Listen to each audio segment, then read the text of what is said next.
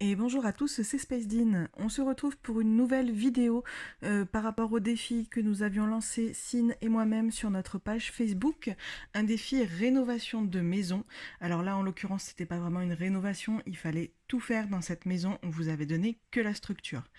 La règle principale de ce défi était que c'était un défi à réaliser uniquement avec le jeu de base. Aucun pack ne devait être présent dans votre maison. Donc je vais vous donner une petite astuce si jamais au moment où vous mettez la maison sur la galerie, vous vous rendez compte qu'il y a des packs, comme on peut le voir ici. Il vous suffit de cliquer sur le pack et sur l'écran suivant, vous allez tout à droite afficher les éléments utilisés. Et ici, vous allez pouvoir voir quels sont les objets de ce pack qui sont présents dans votre maison. Ça va vous permettre de les éliminer et de remettre sur la galerie uniquement en jeu de base. À savoir du coup que toutes les participations que nous avons reçues avec des packs intégrés, nous ne les avons pas sélectionnées. On a regardé votre travail, mais elles ne peuvent pas apparaître dans la vidéo puisque vous ne respectez pas la règle principale qui était marquée en majuscule sur les règles qu'on avait mentionnées. Donc, au niveau des autres règles pour ce défi, il ne fallait pas bouger l'escalier qui était à l'intérieur. La piscine était obligatoire, vous n'aviez pas le droit de toucher à la structure de la maison, donc vous ne pouviez pas créer de pièces en plus autour de la maison. La transformation des murs en clôture ou demi-murs était acceptée. La modification des toits était possible et fortement recommandée. Cette fois-ci, nous vous avions laissé un budget illimité. Vous pouviez donner le style que vous souhaitiez à cette maison. L'aménagement du jardin était obligatoire. La taille du terrain était impérativement à respecter, donc un 30 par 20. Pas de rajout de pièces ou d'étages autour de la structure, mais vous pouviez rajouter des terrasses. En revanche, il était interdit de toucher à celle qui était déjà en place. La terrasse à l'avant, il fallait la garder. Vous pouviez bien sûr ajouter des murs à l'intérieur pour créer vos pièces. Les codes de triche et le débogage étaient autorisés, les CC étaient interdits, je les ai cela dit activés quand même quand j'ai fait mes recherches de maison pour voir toutes les participations. Vous aviez le droit de monter des fondations pour avoir la maison en hauteur, et les tableaux de la galerie étaient autorisés pour faire la décoration de vos pièces. C'est quand même un plus parce qu'en jeu de base, en termes de décoration, on n'a pas forcément grand-chose. Vous voyez actuellement ma propre construction en cours. Je ne vous l'ai pas mise complète et elle est très rapide ici, c'est juste pour faire la présentation de la vidéo. La vidéo complète de mon speed build sortira normalement d'ici la fin de la semaine. Donc vous pourrez voir ma réalisation complète. À la suite, vous allez également pouvoir voir la construction de Sine.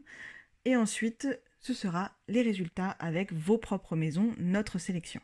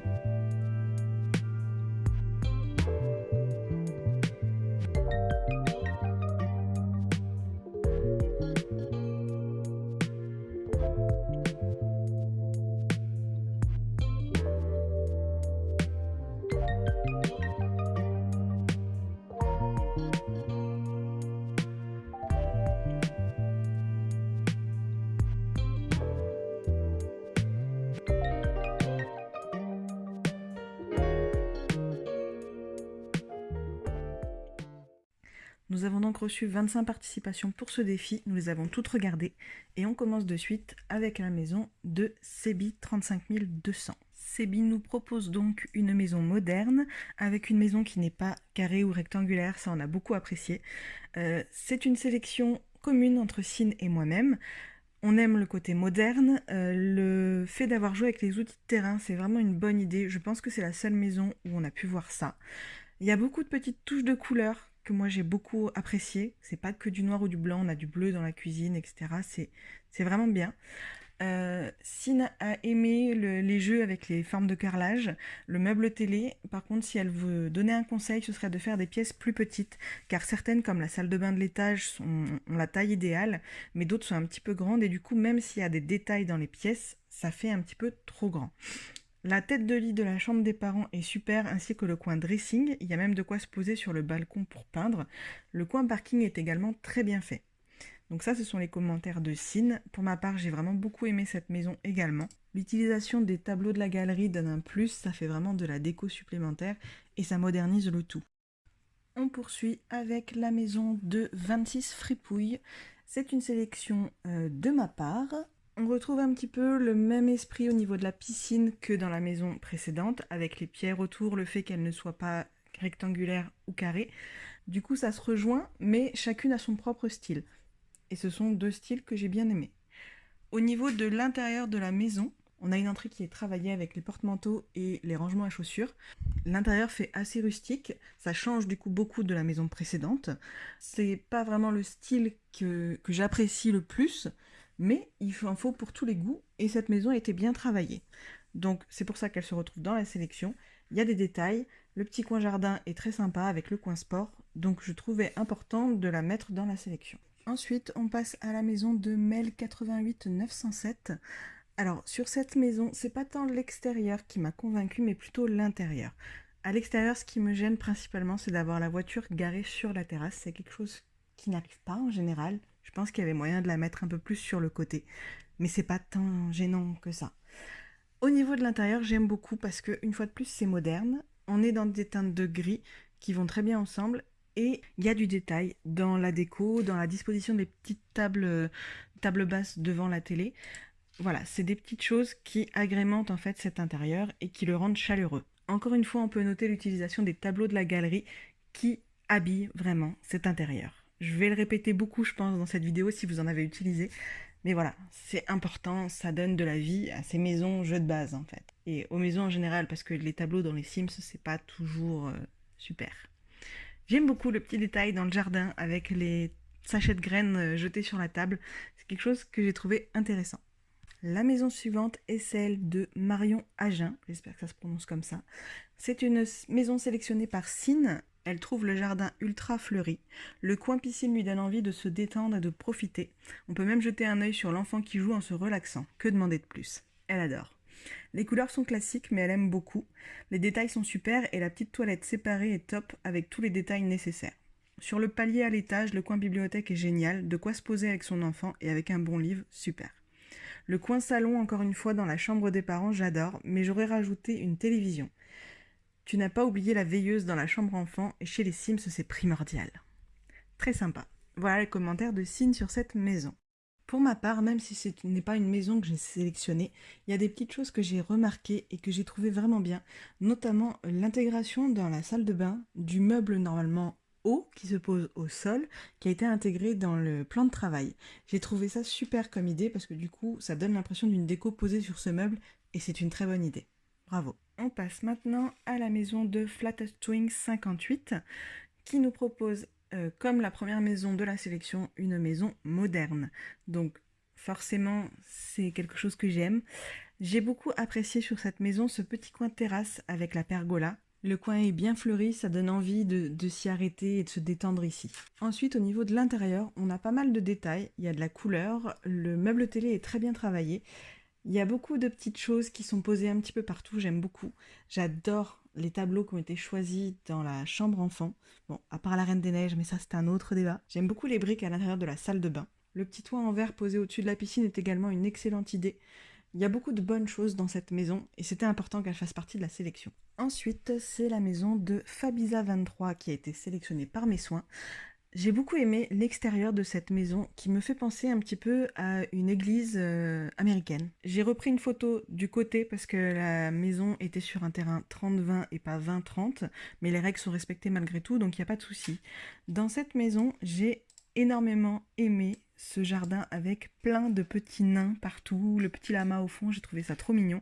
Normalement, c'est pas quelque chose que j'aime, je veux dire dans la vraie vie, je vais pas avoir des nains comme ça dans mon jardin.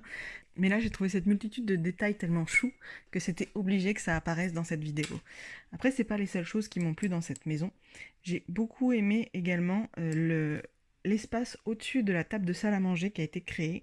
Elle a fait descendre en fait un luminaire par un trou dans le sol. Et ça, je trouve que c'est vraiment une très bonne idée. C'est la seule maison où on a ça dans cette sélection. J'ai beaucoup aimé aussi la chambre enfant à l'étage. Il n'y a pas beaucoup de déco au mur, c'est vrai que ça manque un petit peu, c'est dommage. Mais elle est toute de rose, mais pas un rose trop flashy. C'est vraiment très mignon. Et j'aime aussi beaucoup le fait que la chambre adulte soit dans des tons de bleu pastel, comme ça, c'est vraiment très joli. On part maintenant à Oasis Springs avec la maison de Marion Lagreca. J'ai préféré la mettre sur Oasis Springs parce que c'est là qu'elle avait été construite et que c'est vraiment là qu'elle s'intégrait le mieux.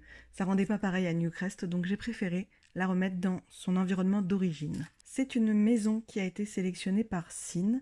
Elle trouve que c'est bien fleuri. Elle aime beaucoup le coin potager avec les nains. Le chevalet dehors, c'est super. Elle trouve que l'entrée est bien délimitée avec tout le nécessaire. La cheminée est très sympa. Il y a pas mal de détails au rez-de-chaussée.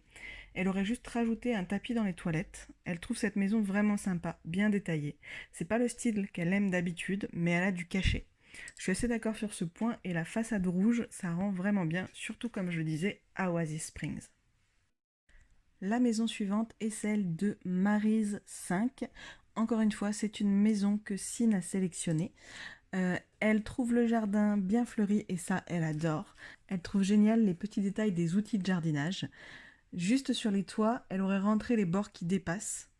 Elle trouve le garde-manger génial. Le séjour et la cuisine sont très sympas. En plus, il y a de l'orange. Et si vous avez écouté la vidéo précédente, vous savez que c'est la couleur qu'elle préfère. Elle trouve la mezzanine super. La salle de bain parentale est top, mais elle aurait peut-être mis une séparation. En tout cas, c'est vraiment super. Elle aime bien cette maison qui n'est pas trop chargée, mais avec quelques détails qui donnent ce petit plus. Et la jardinière à l'intérieur avec le toit en verre est géniale et Dean ne dira pas le contraire. Effectivement, j'adore cette partie de cette maison. Je trouve ça vraiment top. Ensuite, on passe à la maison de Cochola. Alors, c'est une maison que nous avons sélectionnée en commun, Sin et moi. Donc d'abord, les commentaires de Sin. Elle trouve que la cascade qui va dans la piscine est une super idée. Et le petit coin pour se changer pour aller dans l'eau, c'est juste génial. J'avais jamais vu ça.